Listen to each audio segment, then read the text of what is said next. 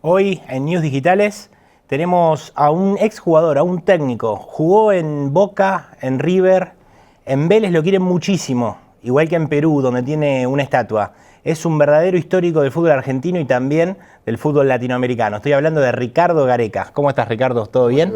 Bien, bien, todo bien. Gracias por la invitación. Gracias a vos por venir. Arranquemos del principio, cuando eras un chico en Tapiales, jugabas a la pelota. ¿Qué goles gritabas? ¿Los de Boca o los de Vélez? Yo era hincha de Vélez, de pibito siempre fui hincha de Vélez. Y iba mucho a la cancha, mi viejo me llevaba a la cancha, viste, de Vélez. Lo que pasa es que después, a partir de los 11, ya iba a Barracas, que en ese entonces probaba, no había infantil en esa época, era un club de barrio, yo jugaba en un club de barrio, Juvencia de Tapiales, ahí me formé, el Babi, jugaba al Babi, viste.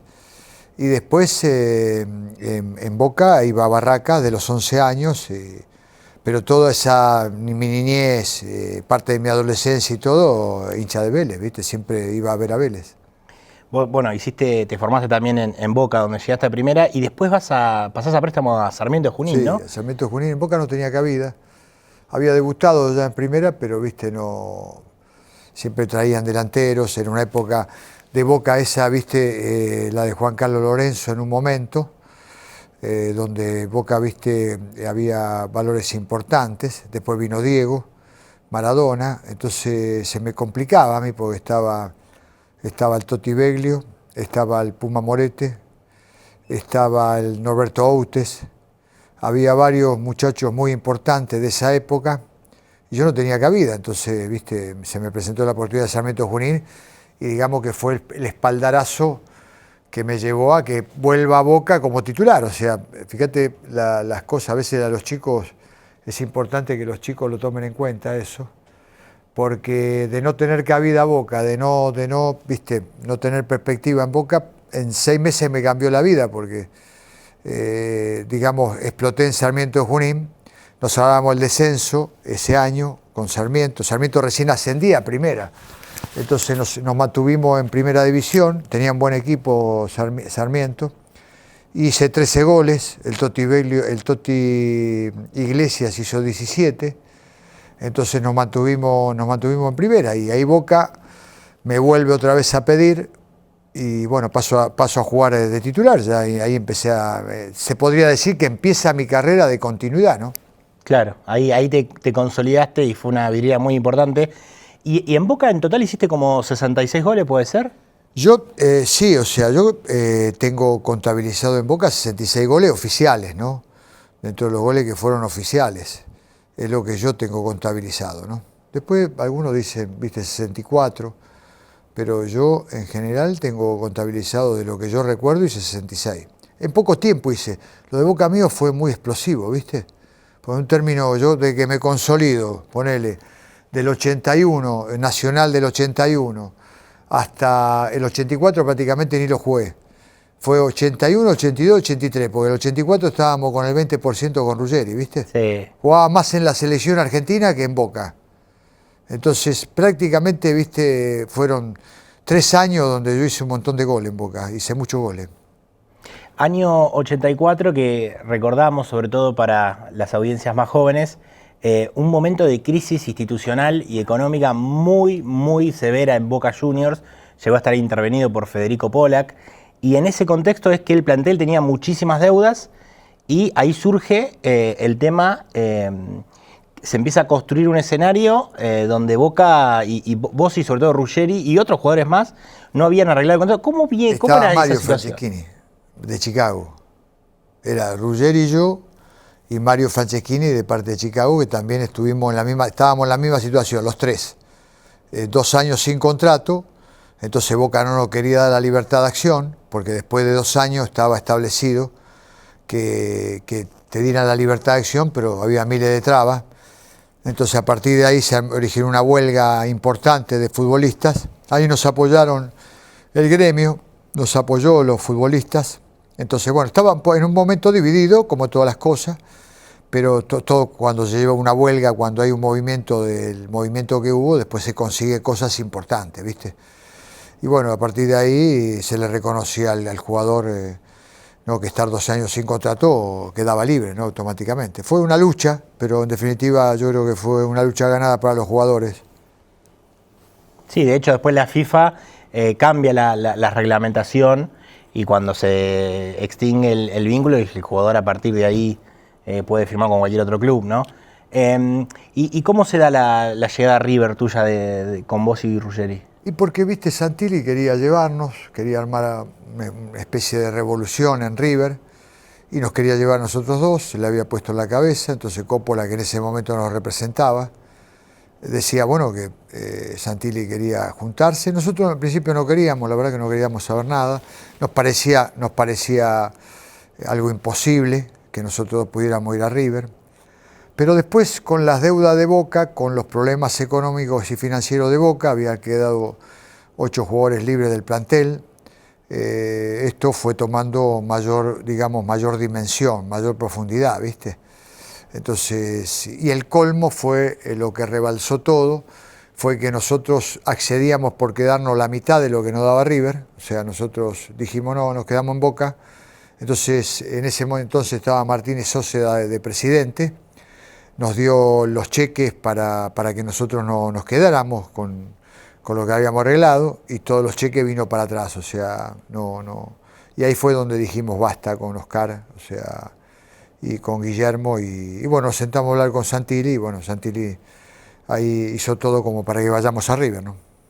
Imagino que en River, que tuviste un breve paso, te habrá costado un poco al principio, pero los 2 goles que le hiciste a Estudiantes por un partido del torneo nacional, te habrá ayudado, ¿o no? Sí, bueno, no, en River fue poquito tiempo porque, viste, me fui enseguida, pero bueno, sí, le hice 2 goles a Estudiantes, en la cancha Independiente jugamos en la cancha Independiente, y ganamos, creo que, bueno, con los 2 goles míos, no sé si ganamos 2-1, no me acuerdo si ganamos 2-1 o 3-1, pero sí ganamos el partido de Estudiantes.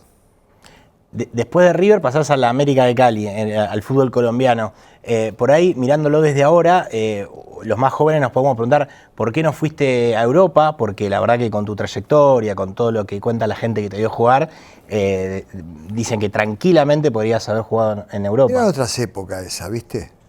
Yo era medio rebelde también, en el sentido de que no, yo quería quedarme en Boca, quería triunfar en el fútbol argentino, era otra época, Colombia pagaba lo mismo que pagaban en Europa, entonces, viste, era una época muy fuerte de Colombia, entonces, viste, 7 horas de vuelo, 6 horas de vuelo contra 14, viste, por ahí a lo mejor me querían de otros países, otro idioma. Yo antes, por ejemplo, de firmar en la América, vino Santilli y me dijo que estaba un equipo suizo, un equipo importante de Suiza, que bueno, que hacía un mejor ofrecimiento, tanto para River como para mí. Pero yo ya le había dado la palabra a la América, entonces, viste, no decidirme para allá, para Colombia. Era otra época, no era la época de ahora donde se abrió el mercado con los años, se abrió el mercado una barbaridad y que los jugadores se miran a cualquier lugar. Viste, antes era Colombia, México, Italia, España, viste que más o menos eran los mercados que de pronto el argentino iba más que nada, ¿no? Hablando del América, no puedo dejar de preguntarte por las 3 finales que perdieron de Copa Libertadores. ¿Crees que en el fútbol, como en la vida a veces, no siempre se tiene lo que un equipo, un jugador merece? Y en el fútbol, viste, es tan competitivo que uno que merece, viste. El fútbol no hay, no sé, es un deporte que por merecimientos no, en general no, o sea, mejor dicho, quiero expresarme bien. Muchas veces el merecimiento no ocurre, ¿viste? O sea, en general el equipo que juega bien, el equipo que logra cristalizar una idea futbolística, que tiene buenos jugadores, que funcionan a nivel de equipo y bueno, tiene mejores posibilidades de ganar un campeonato. Nosotros marcamos una época en Colombia porque el equipo logró salir 6 veces consecutivo campeón en el torneo local y llegar a 3 finales de una Copa Libertadores, pero viste, en la Copa Libertadores cuando llegábamos a la final se nos complicó, viste, o sea, y eso que hicimos buenos papeles porque jugamos con Argentino, Peñarol y River. El único que nos ganó y que perdimos de local allá en la Copa fue River, que nos ganó en los dos partidos, viste. Después tanto con Argentino como Peñarol fuimos un tercer partido, viste. Ganábamos de local, perdimos acá de visitante y fuimos al tercer partido. Uno lo perdimos por penales con Argentinos Junior y el otro en los últimos minutos con Peñarol. ¿Cómo fue la vuelta al Monumental? Jugando para... ¿Con River? Sí. ¿El América River? Sí. Y fue media traumática, el hecho de que River estaba muy necesitado de ganar la Copa porque nunca la había ganado. Entonces había un clima bastante hostil, viste, la gente estaba muy ansiosa, encima nos habían ganado allá en Cali, entonces estaba repleto, el Monumental estaba repleto, viste, y bueno, había un clima hostil. Porque esas viejas Copa Libertadores, ahora Conmebol tiene un montón de protocolos, tiene oficiales de seguridad, tiene manuales de procedimiento, tiene un montón de gente y logística para que todo salga como está previsto. Ahora, las Copas Libertadores en los años 80, en ese momento, era un fútbol un poco más violento, si se quiere. Más difícil llegar ahora que en aquel entonces, ¿viste? Más difícil. Porque en aquel entonces se designaban grupos, entonces, viste, vos competías del grupo, eran 4 equipos o 3 equipos. Entonces, bueno, después llegabas y ya creo que pasabas a semifinal y después llegabas a la final, ¿viste?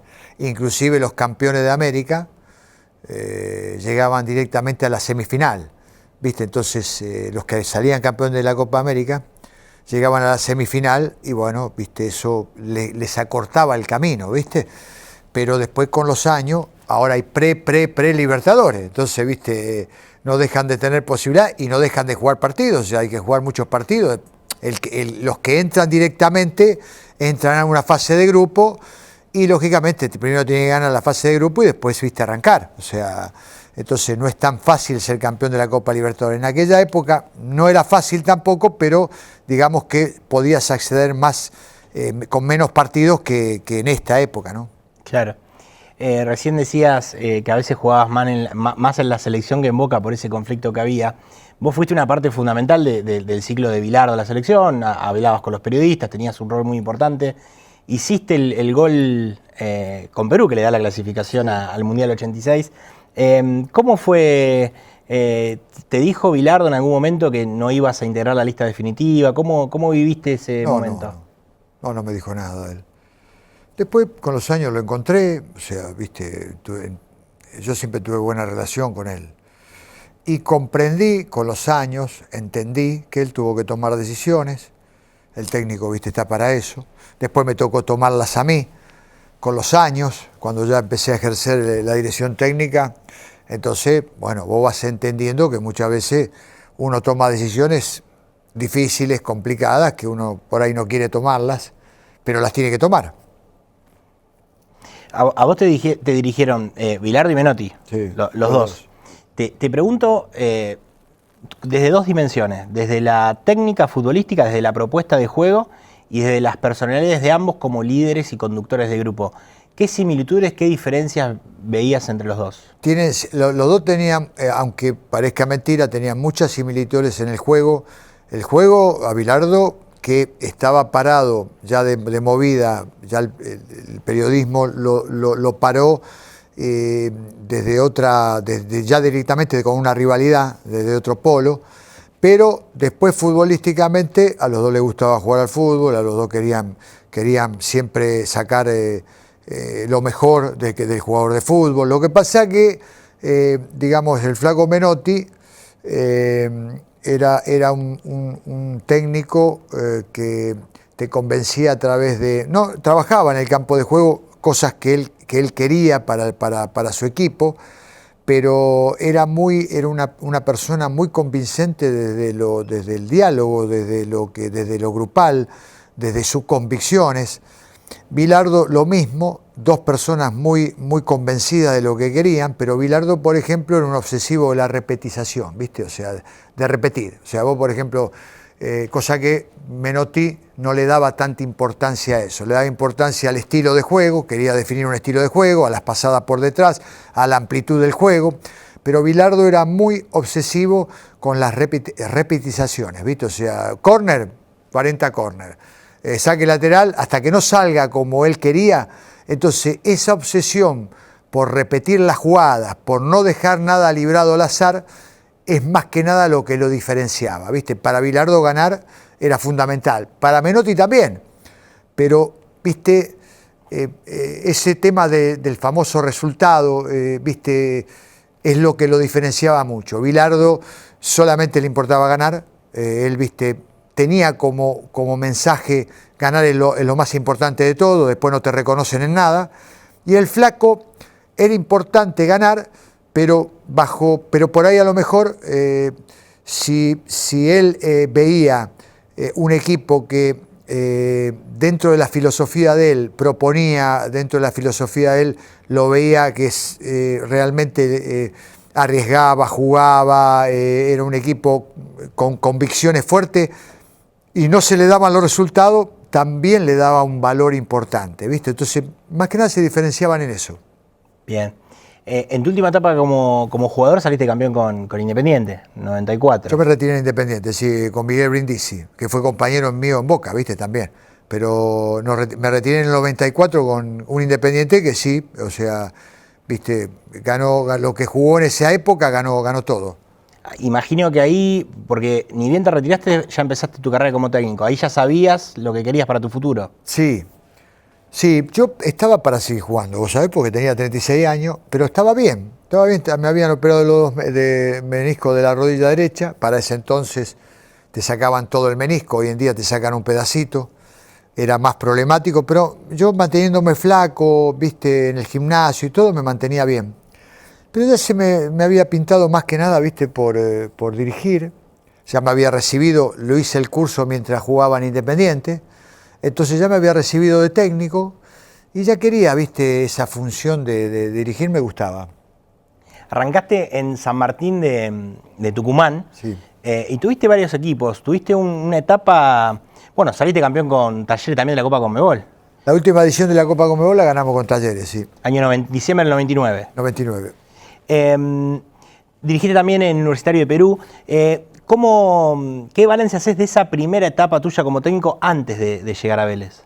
Y muy discontinua, ¿viste? Fue muy discontinua, de aprendizaje, de mucho aprendizaje, ¿viste? O sea, ya ir formándome como entrenador y definiendo un estilo de juego, una línea de juego, ¿viste? O sea, varié mucho, ¿viste? O sea, tuve en buenos equipos, pero equipos, ¿viste? No digamos, de mucha convocatoria a Talleres, San Martín de Tucumán, Universitario de Perú, ¿no? Y después deambulé también con éxitos y con fracasos también, o con malos resultados, ¿viste? Donde por ahí a lo mejor no encontraba esa estabilidad o ese respaldo dirigencial que solamente, ¿viste? Por ahí te lo dan algunos dirigentes, en los cuales de pronto te dicen, bueno, te contratan y trabajá, dale una línea futbolística al equipo, ese respaldo que tanto entrenador necesita, ¿no? Era discontinuo, ¿viste? Si no lograba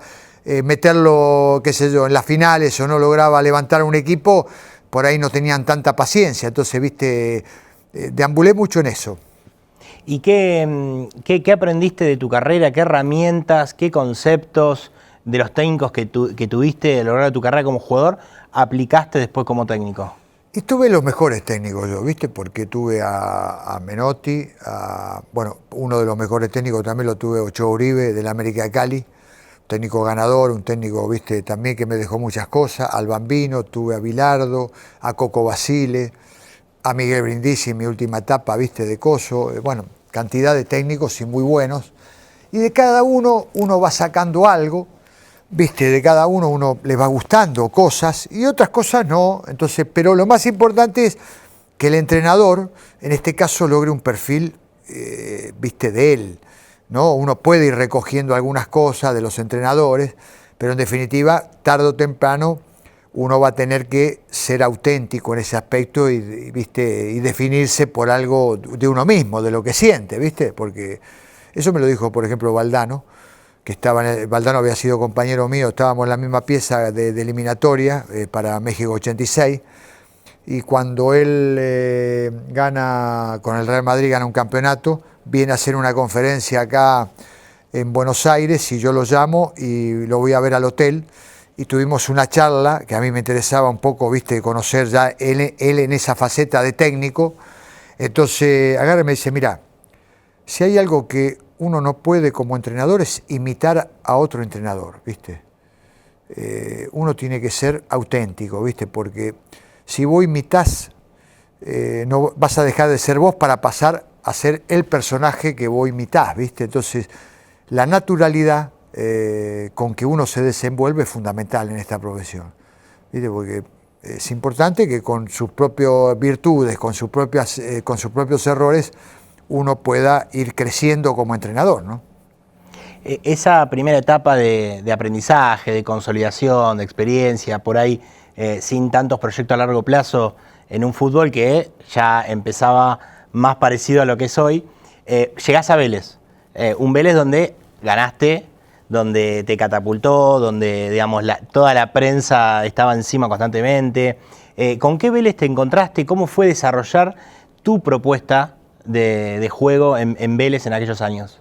Bueno, Baceda ahí, viste, tuvo un gran respaldo de Baceda y del presidente Raffaini, viste, que en ese momento, porque yo no era el técnico, yo estaba en Perú trabajando en la U, era universitario, y bueno, Baceda gana la elección Raffaini y va como manager de Raffaini y Baceda. Y Baceda cuando gana, anteriormente me había llamado y me decía, mira que si llega a ganar Raffaini y yo voy como manager, te voy a pedir a vos.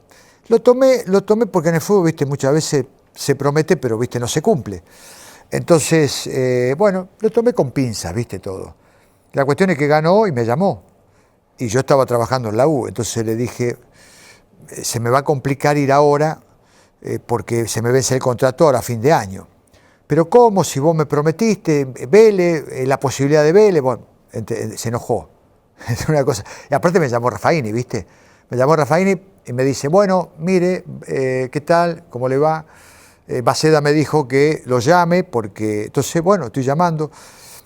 Ah, bueno, le dije, porque fue así, primero me llamó el presidente, ¿viste? Primero me llama Raffaini y yo le digo a Raffaini, pero tengo contrato, puede ser que me espere para una vez que se me vence el contrato y arreglamos para el año que viene. Ah, no, pero yo quería resolver ahora este tema, Baceda no me dijo. Bueno, y a los 10 minutos me llama Baceda, ¿viste? Diciéndome cualquier cosa. Yo lo había tenido de compañero a Baceda porque yo tenía ya un jugador veterano y Baceda recién comenzaba en Vélez, ¿viste? Y a él le había gustado mi manera de ser ya en esa época, porque yo conocía, esa era en la época del Turo Flores, de Baceda, ¿viste? De chicos jóvenes, de Coyo Armandós. Íbamos a comer, entonces le gustaba la forma de ser mía. Por eso después él me convocó ahora como entrenador. Entonces, bueno, se enojó Bacedas y yo le dije, bueno, discúlpame, pero viste, por ahí no, pero tengo contrato hasta diciembre.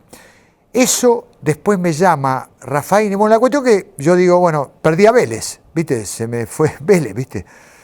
Entonces, por respetar el contrato de la U. Entonces, a los 3, 4 días me llama Raffaini, el presidente, y me dice, me gustó lo que me dijo, me gustó lo que me dijo de que usted respeta los contratos y no se iba, así que Vélez lo va a esperar, lo voy a esperar hasta diciembre, y bueno, y cuando termine el contrato, venga que lo esperamos. Entonces, Vélez dirigió un técnico interino hasta que terminara el campeonato, eso fue octubre, más o menos, noviembre, octubre, y bueno, cuando fuimos, arreglé, la verdad que fui con tantas ganas, porque, viste, siempre fue la ilusión mía de Vélez, pero siempre como tuve esa premisa de respetar los contratos, viste, ya medio me metí en la cabeza eso, que había que respetar los contratos y para hacer un trabajo, para yo poder hacer un trabajo. Entonces, bueno, fui con mucho entusiasmo y bueno, se armó ese equipo de Vélez, viste, que después me gustaban un par de jugadores, no estaban bien conceptuados, viste, en el sentido de que no le había ido a Vélez, entonces el Rorro López, viste, era criticado, el Chapa Zapata también era criticado, pero a mí me gustaban, viste. Entonces agarré y le dije yo a Raffaini y a Baceda, déjenme que yo hable con ellos, que a mí me gustan como jugadores, si me lo pueden dejar, son jugadores que me gustan, y me respaldaron ellos a mí. Entonces hablé, me junté en un café primero con el Rorro López, después con Chapa Zapata y le dije, no, ustedes quédense en que nos va a ir bien y que ustedes van a tener continuidad conmigo, van a tener continuidad porque me gusta, los voy a respaldar en lo que para que ustedes se sientan confianza. No les puedo asegurar titularidad, lo único que les voy a decir es que los voy a respaldar, o sea, se lo tienen que ganar ustedes, pero cuentan, o sea, yo los cuento a ustedes como piezas muy importantes para lo que se viene. Y bueno, ahí vino después Maxi López, vino Larry Bay, Maxi López, vino Maxi Morales, el enano Morales, vino Sebastián Domínguez y vino Larry Bay. ¿Viste? Y ahí se fue armando el Vélez, que ¿viste? Después ganamos el campeonato del 2009. Ese campeonato, Ricardo, me acuerdo la definición en la última fecha con Huracán, la fecha 19, una de las que más recuerdo definiciones de campeonato de esa época. ¿Crees que...? ¿No recordás el partido que le ganamos a Gimnasia? Le ganamos... ¿Cuál? 2-0 en Vélez. ¿Qué partido? Y el Tanque Silva hizo un gol por arriba. Sí. De Gimnasia también. Sí, ahí ahora me acuerdo. Esa final con Huracán, ¿crees que con los errores arbitrales, justo que estaba Capa en Huracán, había como una simpatía de cierto periodismo, de ciertos clubes hacia Huracán? ¿Crees que por cómo se dio la final, por ahí se deja un poco en el olvido que ese Vélez era un equipazo que también merecía salir campeón? Bueno, puede ser que para el periodismo, no sé, ¿viste? Había un periodismo que estaba dividido y yo creo que vos coincido con vos, se inclinaba más por Huracán. ¿Por qué? Porque Huracán, la arremetida de Huracán, primero que Vélez es una institución muy ganadora, ¿viste? Porque siempre venía de salir campeón con Russo, venía de salir campeón con Bielsa, toda la época de Bianchi. Y Huracán, el último campeonato que lo había ganado con Menotti. Entonces, y con Capa hizo una campaña sensacional. Y la última arremetida, sobre todo del campeonato, Huracán no solamente te goleaba, sino que aparte te pintaba la cara. Y nosotros nos sostuvimos todo el campeonato, de arranque hasta el final nos sostuvimos ahí arriba. También era un equipo que jugaba bien Vélez, pero ese Huracán también, ¿viste? Entonces, bueno, había un cierto favoritismo para Huracán, pero yo creo que Vélez lo ganó bien, en definitiva, más allá de la polémica que se puede originar. Era un equipo que también merecía, tanto Huracán como Vélez, cualquiera de los dos que ganara, lo podía ganar bien. Para el hincha de Vélez, si bien para los demás puede ser, ¿viste?, de que no se acuerden de ese Vélez, pero para el hincha de Vélez fue uno de los campeones más importantes, por cómo se dio todo, ¿viste? Porque lo festejó mucho en el 71, yo estaba en la cancha, Vélez, 71, Vélez estaba para salir campeón en la cancha de Vélez. Juega con Huracán, Independiente, viste, que no tenía práctica, o sea, Vélez tenía que perder el partido para que Independiente gane y salga campeón. Y bueno, Vélez jugando en la cancha de Vélez festejó con anterioridad y Huracán le termina ganando. Eso para el hincha de Vélez, yo estaba en la cancha ese día y vi romper carnet de Vélez, ¿viste? O sea, los socios rompían el carnet porque había una fiesta prácticamente programada. Entonces, ahí empiezan a hacer una rivalidad con Huracán. Entonces, ese campeonato que ganamos en el 2009 es como que el hincha de Vélez, yo también que estaba en la cancha y que lloré ese día, lo tomé como una revancha y bueno, en definitiva, lástima que mi viejo, viste, estaba de arriba, mirándolo de arriba, pero bueno, yo creo que él estuvo en ese momento conmigo, me acompañó en ese momento conmigo, viste, porque la verdad que fue emocionante. Esos distintos equipos que vos formaste en Vélez en esa época dorada, ¿cuál era la propuesta general que tenían de juego? ¿Qué similitudes y qué diferencias tenían esos equipos? El hincha de Vélez le gusta jugar bien y le gusta ver que el equipo va al frente. Yo creo que a todos, ¿viste? Pero hay instituciones que tienen más particularidad que otras. Por ahí a lo mejor vos, una institución te gana y no te juega bien, y bueno, sí, no es que no va a estar contento, pero por ahí hasta es resistido el técnico o es resistido una manera de jugar. En Vélez tenés que jugar bien y tenés que ganar. Es bastante particular el hincha de Vélez en ese sentido. Entonces, los equipos que tuve en esa época jugaban bien y también ganaban, entonces eso le gustó mucho al hincha de Vélez. Después de Vélez, ¿cómo te llega la propuesta de ser el técnico de la selección de Perú? Bueno, previo me voy a Palmeiras. Sí. ¿Viste? Me fui a Palmeiras, no me fue bien. Ahí Palmeiras recién ascendía, porque Palmeiras se había ido a la B. Claro. Entonces se había ido a la B, sube a primera, y bueno, ahí me junto en una oficina de Darío Bombini, un representante, un empresario, y estaban los directivos de Palmeiras que nos querían llevar. Entonces, bueno, voy a Palmeiras y no me fue bien ahí, no terminamos de armar bien el equipo. No me gustaba mucho el equipo, lo había ido a ver varias veces con el presidente, 4 fechas antes lo vi, pero si me reforzaban el equipo, entonces accedí y bueno, digamos que el equipo se reforzó, pero de todas las prioridades que yo había pedido, no se dieron. Entonces, bueno, la cuestión es que Palmeiras se salvó ahí nomás, ¿viste? Yo me tuve que ir y ahí después, como dirigí Universitario de Perú, y en ese Universitario de Perú ganamos un campeonato, entonces Juan Carlos Oblita era técnico de Cristal y le gustaba la forma de jugar de Universitario, entonces con los años que hice en Vélez también, me estaba buscando y bueno, se dio la posibilidad de la selección de Perú y dimos un paso importante porque bueno, era un paso que desconocíamos y que queríamos ver, a ver qué era lo que dirigir una selección, ¿no? ¿Y con qué te encontraste cuando llegaste a Perú? Y me encontré con, lo que pasa es que a mí me gustaban los jugadores peruanos de haberlo dirigido en Perú, me gustaba la técnica del jugador peruano, tiene mucha técnica, son tipos, el gran problema de Perú es la formación, lo formativo, ¿viste? O sea, que desde chiquitito no le dan la importancia que le tienen que dar como acá en Argentina, o como en Brasil, o como, ¿viste? Como Colombia, por ejemplo, que irrumpió Colombia. Yo jugué en Colombia hasta el 89-90, no había un jugador en extranjero. Después de los 90 se armaron de una manera que hoy en día hay jugadores por todos lados colombianos. Entonces a Perú le falta esto, le faltó eso, lo formativo, pero los jugadores juegan muy bien, son muy buenos técnicamente y eso en particular me gustaba mucho a mí. Entonces yo con ese conocimiento y con algunos jugadores importantes que había en el extranjero me gustaba la posibilidad de dirigirlos. En el inicio con la selección de Perú tuviste un buen arranque con la Copa América, la del 2015, pero después tuvieron un arranque, la verdad, bastante malo, por no decir muy malo, claro. 4 puntos en 7 partidos. Sí. Ahora, ahí hay un quiebre. Después terminan clasificando al Mundial. ¿Cómo hiciste? ¿Cuál fue la clave de ese equipo? Yo estaba convencido, ¿viste? Y muy convencido de lo que quería. Entonces, dentro de esta charla que llevamos, en un momento te dije que los dirigentes, en general, te respaldan cuando hay éxito. Si no hay éxito, es muy difícil que te respaldan. Y muchas veces me pasó eso, que querían inmediatamente el éxito, y bueno, me tuve que ir de algunas instituciones por eso.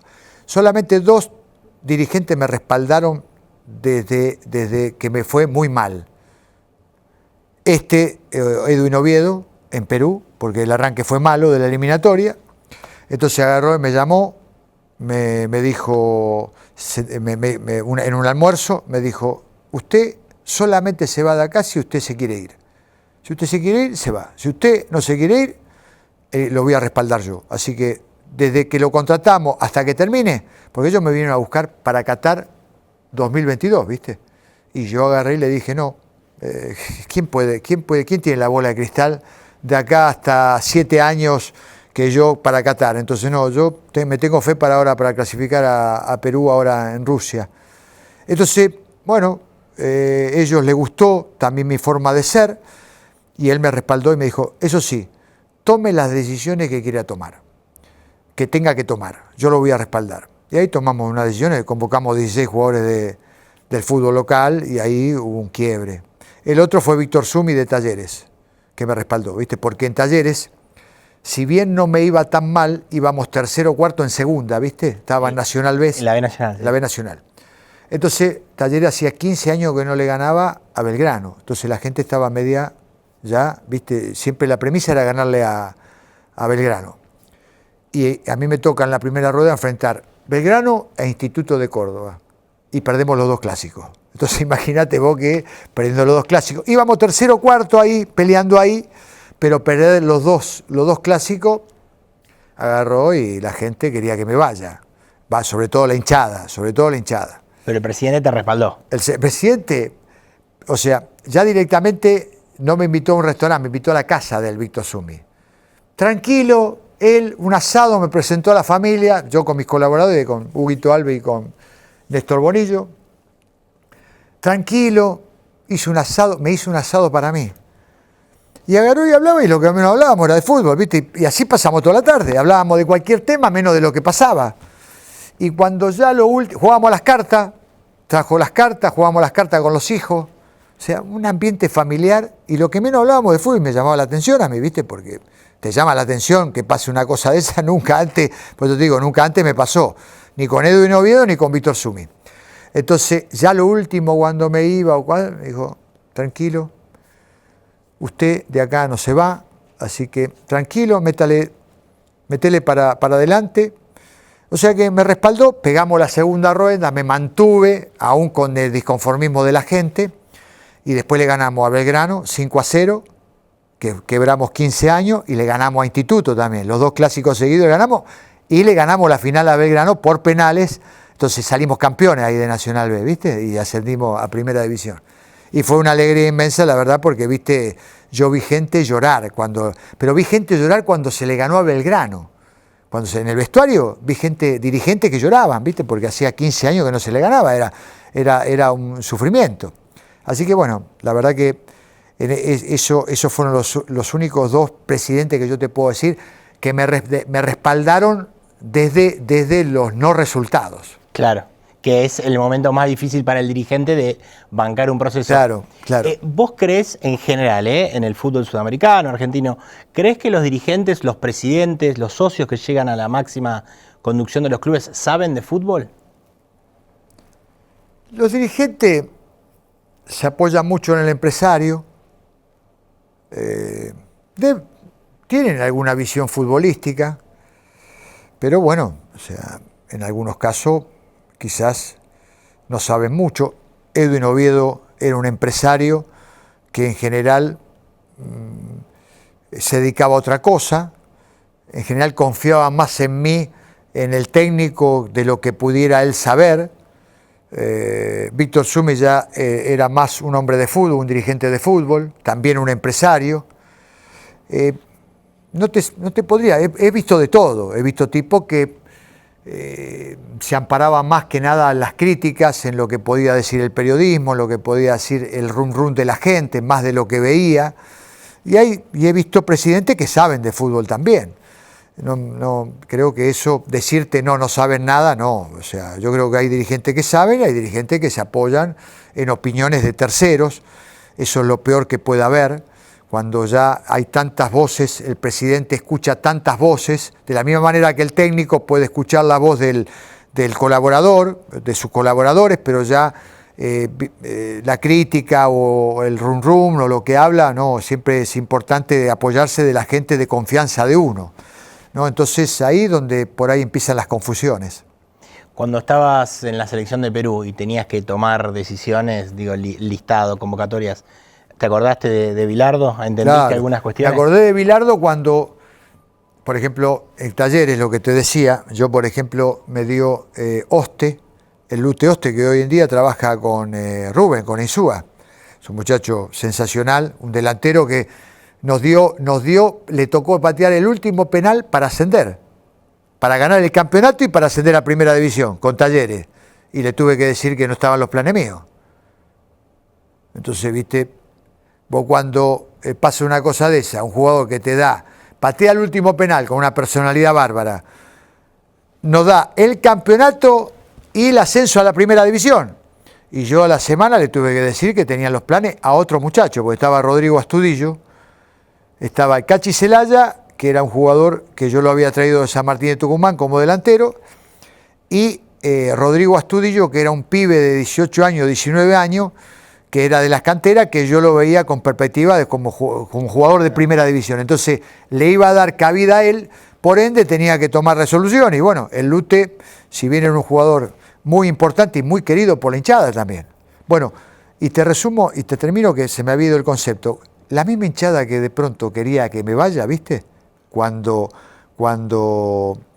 estaban que me amenazaban y que me iba, después cuando le ganamos a Belgrano y cuando ascendimos, me reunieron la misma hinchada, los mismos de la Barra Brava, y me dijeron, tenés la puerta abierta siempre de acá de Talleres. Cuando vos quieras, acá en Talleres, después de lo que pasó, así como en un momento pedíamos que te vayas, también tenés las puertas acá abiertas. De parte nuestra tenés la puerta abierta siempre para Talleres. Bueno, bien. Sí, bien, o sea, bueno, lo que en un momento, viste, eran amenazas continuas, después se transformó en un apoyo total, ¿no? Todo más que nada por haberle ganado a Belgrano y encima la final, ¿no? No tanto por el ascenso. Y vos sabés que se conmemora ese aniversario del 5-0, se conmemora, ¿viste? Claro. Eso y la final. Las dos fechas la tienen como un aniversario que se juntan los hinchas allá en Córdoba y la celebran. La selección de Perú, ¿es una etapa cerrada para vos?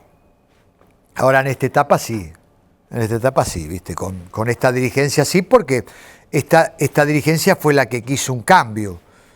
¿Me entendés? Entonces no tiene sentido que yo vaya con esta dirigencia a dirigir. No porque vaya a tener un problema personal con Lozano, en este caso con el presidente o con... No, siempre el trato fue muy bueno, pero ha querido un cambio de dirección, quizás porque estaba convencido. Yo también, la verdad que tenía mucha fe de que podíamos ir otra vez al Mundial en esta tanda de penales que perdimos con Australia. Pero bueno, caló muy hondo allá, hubo una desilusión muy grande y eso por ahí vieron, viste, lo llevó a un cambio de dirección para la selección. ¿Y cómo ves ahora Perú, que quedó afuera del repechaje? Y Perú pasó de tenerme a mí, a nosotros como un cuerpo técnico de 7 años y medio, pasó a cambiar, a que en una eliminatoria hubieran 4 técnicos.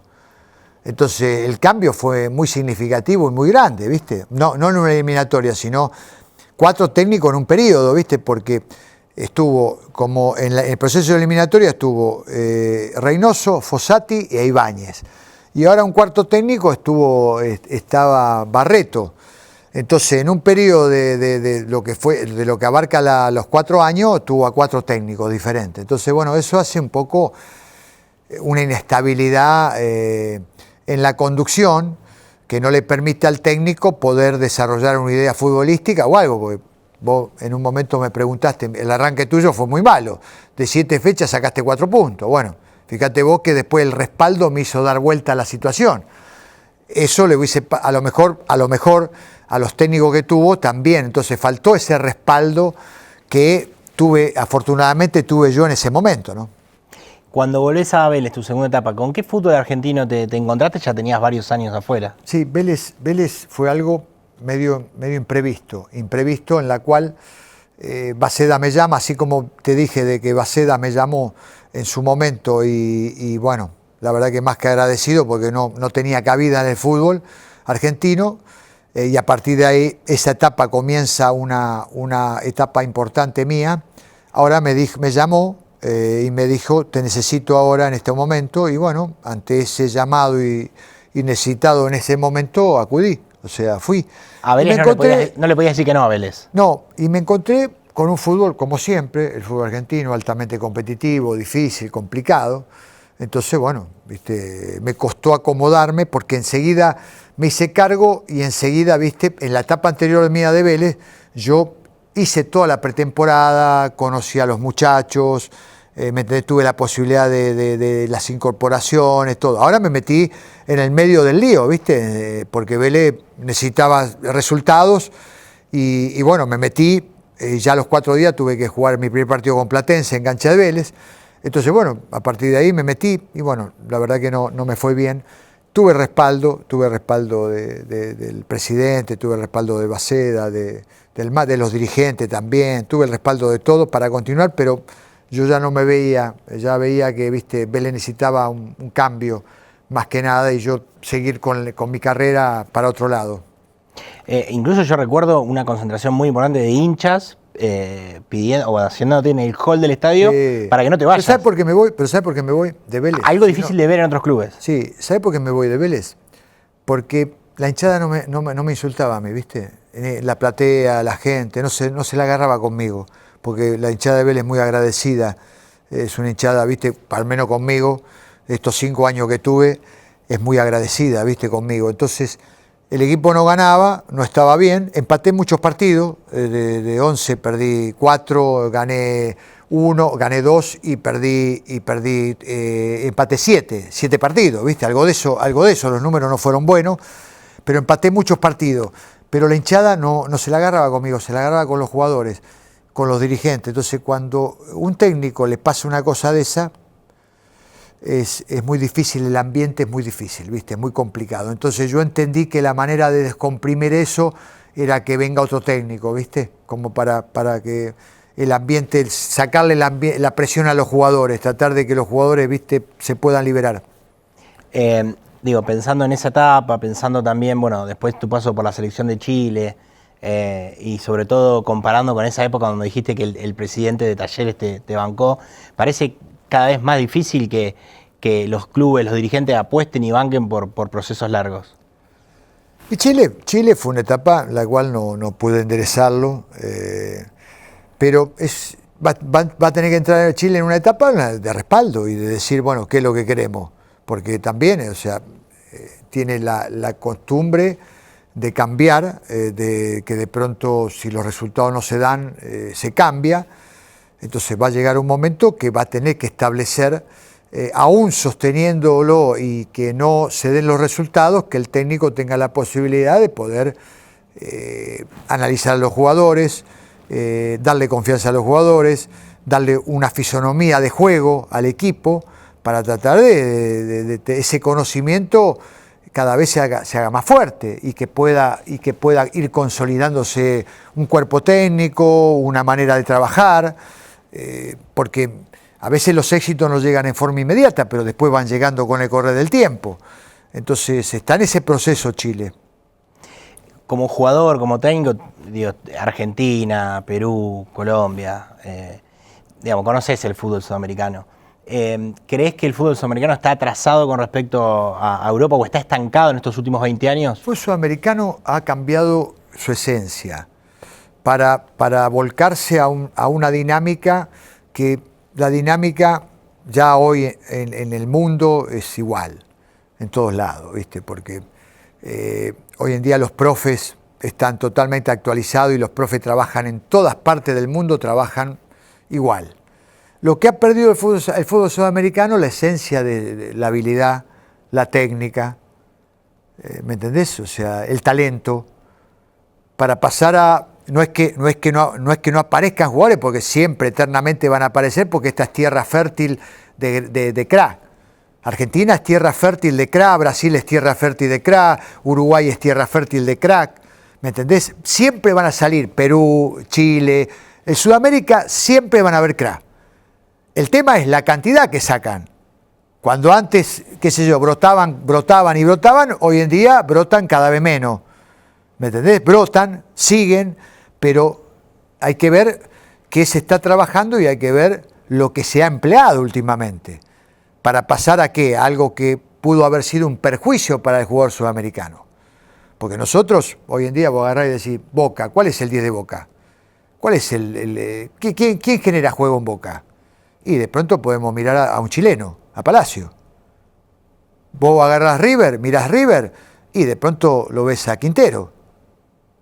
Entonces, con esto, ¿qué te quiero decir? Dos equipos emblemáticos del fútbol argentino que se cansaron de sacar jugadores en ese puesto más que nada y que de pronto, viste, tenga que traer extranjeros.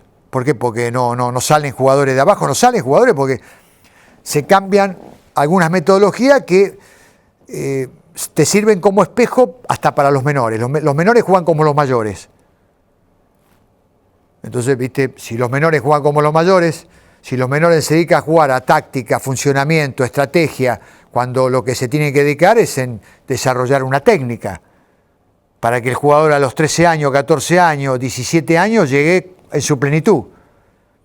Sepa patear con pierna izquierda, pierna derecha, sepa cabecear, los parietales que se utilizan, dónde se rechaza, se sigue una pared, cómo se marca, cómo se perfila hacia adelante, no rebotar, porque es pérdida de tiempo. Imagínate vos que uno rebota cuando tiene para ir para adelante, va perdiendo segundos, décimas de segundo que inicie un ataque, por ejemplo. ¿Me seguís? Hay una anécdota maravillosa de Marangoni con Bochini, en la cual Marangoni le dice, Bochini nunca me dio un pase a mí, Bochini nunca me dio un pase a mí. Entonces, yo siempre jugué con Bochini y Bochini nunca jugó conmigo. Y el Bocha le contestó y le dice, ¿cómo voy a jugar con Marangoni si tengo que jugar para atrás? Pues Marangoni, viste, era el volante de contención, entonces yo tengo que jugar con los delanteros, decía Bochini. Yo recibía la pelota y tengo que hacer jugar a los delanteros. ¿Cómo voy a jugar con Marangoni? Entonces, y esto es lo que ha sucedido últimamente. El fútbol sudamericano no es que ha perdido su esencia de lo que tiene que ser. Porque los equipos físicamente están en el mismo nivel todo. Nada más que Europa se lleva a los mejores jugadores, entonces sale una figura, se lleva, y cada vez más jóvenes. Pero depende de lo que vos trabajes abajo, salen cantidad o salen cada vez menos jugadores. ¿Me seguís lo que te Sí. La idea es que salga cantidad de jugadores, que las instituciones. Entonces vos se llevan, qué sé yo, a una figura importante, está bien, pero siguen teniendo figuras en los pibes, siguen saliendo figuras. Vos, con determinada metodología, para que vos entiendas. Un Riquelme, por ejemplo, que necesitaba tiempo para pensar, que necesitaba él, viste, sin mirar, te jugaba.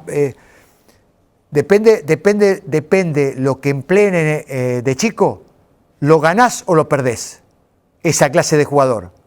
Si vos a los 8 años no le desarrolles esa capacidad que tenía, el talento que tenía, él, Messi, los habilidosos, todo lo que vos quieras, si vos lo haces jugar a 2 toques, para citar un ejemplo, sí. Si vos desarrollás, tenés que jugar tácticamente o estratégicamente o lo mecanizás el movimiento, mecanizás un equipo a los chicos, y bueno, es muy probable que a lo mejor esos jugadores se vayan perdiendo.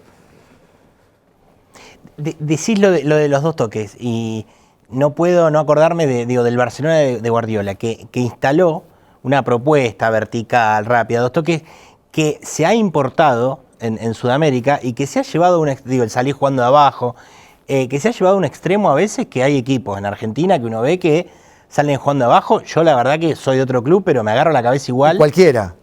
Y cualquier equipo, en cualquiera, porque puedo agarrarme a decir, bueno, de pronto, no sé, River tiene el mejor plantel, Boca tiene el mejor plantel, compran lo que hace falta, bueno, se anima. Pero hay equipos que por ahí a lo mejor, vos le ves, tienen determinadas limitaciones, que es muy complejo, y que por ahí no pasan la mitad de la cancha. Porque pasan y por ahí ni llegan a pasar la mitad de la cancha. Entonces, esto ha calado muy hondo, que no tiene nada que ver Guardiola. Al contrario, Guardiola son de los fenómenos, de los técnicos, como tantos otros han salido, que ha marcado una línea para él, y por ahí para otros técnicos ha marcado también, que otros técnicos tienen la posibilidad de jugar como él, y que cuenta con los jugadores para jugar como él. Pero lo que estamos hablando de acá, que cada país tiene su idiosincrasia, cada país tiene su esencia y vos no la podés alterar, porque si la alterás corres el riesgo de que sufran los jugadores y sufran las instituciones, porque estamos hablando de un Independiente multicampeón, rey de Copa, de un Boca también que se le arrimó ahí a nivel internacional de todo, un River. Acá nosotros teníamos muchos campeones del mundo, Racing, River, Boca, Independiente, Boca, Vélez, Estudiante de La Plata, y que de pronto es una utopía pensar hoy en día en verlo como campeón del mundo. Decir, ¿cómo sale otra vez? ¿Cómo un equipo sudamericano llega a salir campeón del mundo? Llega a salir campeón del mundo si no traiciona su esencia. ¿Me seguís lo que te quiero decir? Su esencia. ¿La esencia cuál es? Que no pierda la técnica, que no pierda el talento. Al contrario, incentivarle la técnica, incentivarle el talento. Entonces, vos físicamente competís de igual a igual con cualquiera, pero técnicamente podés sacarte un tipo de encima, 2 tipos de encima. Vos vimos en el Mundial ahora que jugó Boca y River, y vos veías a los equipos de Argentina o sudamericanos que corrían. El europeo tenía la pelota, el europeo tenía la habilidad, el europeo manejaba la pelota y nosotros corríamos. Cuando antes era al revés. Antes corría el europeo, nosotros manejábamos la pelota. Entonces, viste, han cambiado y han modificado alguna esencia que ojalá se replantee. Esto es un parecer mío de tantas cosas que veo y de que me interesa mucho estos temas, ¿viste? O sea, después vos podés coincidir conmigo, o los técnicos pueden coincidir conmigo, o no, pero hay algo que está sucediendo. Italia se quedó afuera de los últimos mundiales. Bueno, Italia era famoso por el catenaccio, ¿viste? Pero de golpe, qué sé yo, quiere también salir jugando de abajo, quiere instalar un estilo que es mundial. Cuando ellos los tanos inventaron un estilo, o es un estilo muy propio de ellos. Los uruguayos tienen un estilo muy propio, los argentinos tienen un estilo muy propio, los brasileños tienen un estilo muy propio. Y eso no se debe renunciar, no se debe negociar ese estilo. ¿Me entendés? O sea, y la dinámica está instalada físicamente. Hoy entrenan todo el mundo. Te cuento una anécdota que es una realidad, no porque lo inventé yo. Argentina, en la década de los 50, de esa época que estaba Amadeo Carrizo, que estaban Pedernera, que estaban, qué sé yo, los grandes cracks de esa época, se encontraron con una realidad cuando fueron al Mundial de Suecia, creo, que le hicieron 6, 7 goles. Yo no me acuerdo si Yugoslavia, no me acuerdo qué selección, le hicieron como 7 goles. Argentina. ¿Qué realidad era? Que Argentina se pensaba con solamente jugar o con solamente entrenar con la pelota, alcanzaba y bastaba. No, ellos se dieron cuenta que lo pasaron por arriba. Físicamente lo pasaron por arriba. No le alcanza. Entonces, ¿qué descubrieron? Con la técnica no te alcanza. Entonces, ahí empezaron a darse cuenta, después vino el Flaco Menotti le instaló organización, el Flaco Menotti empezó a traer cosas, viste, que tenían que ver con algo organizativo. Entonces, hoy corre todo el mundo, entrena todo el mundo, pero no se puede hacer todo el mundo jugar de una manera, porque cada país tiene una idiosincrasia. Si no, empezás a perder potencia, si no empezás a perder lo mejor que tenés vos. Los brasileños la técnica, los argentinos la técnica, los uruguayos, todo, ¿viste? Si empezamos a dejar de todo eso, y esto, fíjate vos cómo te lo corroboro yo, cómo te lo testifico, te lo certifico. Si vos te agarrás y vos decís quiénes son los 5 mejores del mundo, hay 3 que son argentinos o sudamericanos. Messi, Maradona, Pelé. Y vos fijate qué posición jugaba y qué características tenían los 3. Sin agregarte a Di Stéfano, sin agregarte a otro. Bueno, podemos hablar de Zico, podemos hablar de Ronaldo, podemos hablar, qué sé yo, de tantos otros 10 que fueron fabulosos, ¿viste? Y que han sido jugadores sensacionales. Flaco, en este mundo, en este fútbol globalizado, digo, el fútbol es una industria y como muy bien decís, el conocimiento, la propuesta se ve repetida en todos los lugares. En el fútbol argentino, propiamente dicho, ¿qué propuestas de juego vos individualizás y encontrás hoy en el fútbol argentino? No, hay técnicos que por supuesto tienen propuesta y algo bien definido. Costa tiene algo definido en Racing, Argentino Junior tiene algo definido, como es este chico, el del técnico argentino. Sí. Bueno, que es importante, o sea, la fisonomía que le está... Nico, 10 le está dando una fisonomía importante a Argentino Junior. Después River con Gallardo, siempre Gallardo tuvo una línea, de pronto navegó con intrascendencia en este torneo o en esta época, pero siempre tuvo una línea bien definida. River siempre tuvo una línea bien definida de futbolística. Quinteros también le da una fisonomía, a Vélez se la dio, ahora Independiente está intentando dársela. Bueno, tantos equipos que tienen esa idea. Lo que pasa que, un poco, es lo que te digo, se corre más de lo que se juega. Es más la dinámica que se emplea, es más el forcejeo, es más lo que se ve. Lo que se ve es un ida y vuelta, son fricciones, más que lo que, viste, estamos en condiciones de poder nosotros dar, o sea, futbolísticamente, ¿no? El desequilibrio, la habilidad, el talento. Entonces, más se ve fricciones más es un fútbol friccionado, un fútbol en algunos casos más mecanizado, que tiene que ver con la esencia. Pero en cuanto a eso, a mí no soy de meterme en cuanto a eso. A mí lo que me interesa es que de abajo empiece uno a analizar qué es lo que puede favorecer al crecimiento del jugador profesional, ¿viste? Que para que llegue a nivel profesional ya con una técnica bien depurada. Para ir terminando, Flaco, ¿qué hace un técnico entre un trabajo y el otro cuando está sin club? Bueno, en el caso mío, que llevo tantos años de mi vida en el fútbol, toda la vida en el fútbol, bueno, tengo mis cosas personales con mi familia, entonces, bueno, cuando no estoy en el fútbol y tengo tiempo, me dedico a lo mío, y una vez que también sin abandonar a lo que tiene que ver con ver fútbol, sin abandonar con lo que tiene que ver en algunas charlas, viajo, trato de viajar, o sea, Perú es un país que he estado muchos años, Colombia también, tengo amigos, me puedo intercambiar opiniones con los técnicos, puedo ver fútbol también, bueno, cosas que me entretengan, cosas que me llenen también, o sea, es un espacio que muchas veces nos distendemos cuando dejamos de trabajar, es como que, viste, en muchos casos dice, bueno, nos viene el alma al cuerpo, es como que la fisonomía nuestra vuelve a su estado normal. Entonces, y después cuando lo tenemos lo extrañamos también, pero bueno, en el caso mío trato de aprovechar al máximo a mis amigos, a mi familia, a mis cosas personales.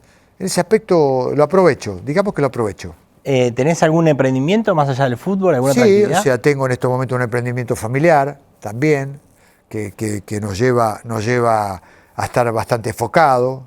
Eso me gusta también. Y la última, ¿qué estás esperando una propuesta? ¿Tuviste alguna charla informal? ¿Tiene que ser una selección? ¿Puede ser un club de Argentina? No, en eso estoy abierto. No soy un tipo que es cerrado, que es solamente la selección, no, un club también, o sea. Estoy en una etapa de iniciar un proceso, no meterme en el medio ya, sino ya iniciar un proceso, sea lo que sea a nivel de selección o sea lo que sea a nivel de equipo, tener la posibilidad de ir a una pretemporada, de incorporar yo, eso me gustaría más que en eso. Estoy más que nada para eso que para meterme en el medio de algo, viste, que no, en estos momentos quiero algo de comienzo. Tengo el tiempo, el que me quiera contratar, me contratará en esas condiciones, viste. Ahora, Gimnasia, vos sabés que yo soy de Gimnasia, ahora tenemos a Fernando Saninato, que venimos muy, pero muy bien. Pero en algún momento te llamamos de Gimnasia y ¿estás? Y Gimnasia es seductor para todo entrenador. ¿Por qué es seductor para todo entrenador? Está en una ciudad que uno que ganó todo y Gimnasia que le cuesta. Más que nada es el amor propio del hincha. Hay que ser hincha de Gimnasia, tendrá que ver con algo muy fuerte, un sentimiento muy fuerte, porque y eso es muy valorable, ¿viste? Muy valorable porque ese es el verdadero hincha, muy genuino, o sea, donde siente un equipo que institucionalmente no le otorga grandes alegrías, digamos, que la alegría puede pasar ganar un clásico, la alegría puede pasar escalar o participar de una copa, pero del campeonato en su historia es muy complicado, porque no le ha tocado vivirlo. Si le tocó una copa, que yo recuerdo. Dos, la Copa Centenario y la del 29 fue una materia. Bueno, entonces, viste, pero siempre el espejo es estudiante, o sea, siempre en una misma ciudad el espejo es estudiante, entonces siempre es muy seductor para un entrenador ese desafío de poder llevar a una institución a lograr cosas importantes, me parece que está bueno eso, y me parece que todos estamos en busca de eso también. O sea, hay técnicos que, bueno, te hablo en mi caso, ¿viste? En mi caso particular mío, yo no le tengo miedo a ningún desafío, ¿no? Hay técnicos que por ahí agarran determinados equipos, y hay otros que por ahí yo me meto más en ese, ¿viste? O sea, no me interesa tanto la institución, me interesa que esté organizada, me interesa que de pronto tenga ambiciones y me interesa mucho la charla que tenga con el presidente, a ver qué es lo que pasa, ¿no? Bueno, Ricardo, te agradezco muchísimo por el rato y bueno, ¿quién te dice que quizás la próxima sea en La Plata? Bueno, a lo mejor, ¿por qué no? Ricardo Gareca pasó por el Living de News Digitales. Muchas gracias.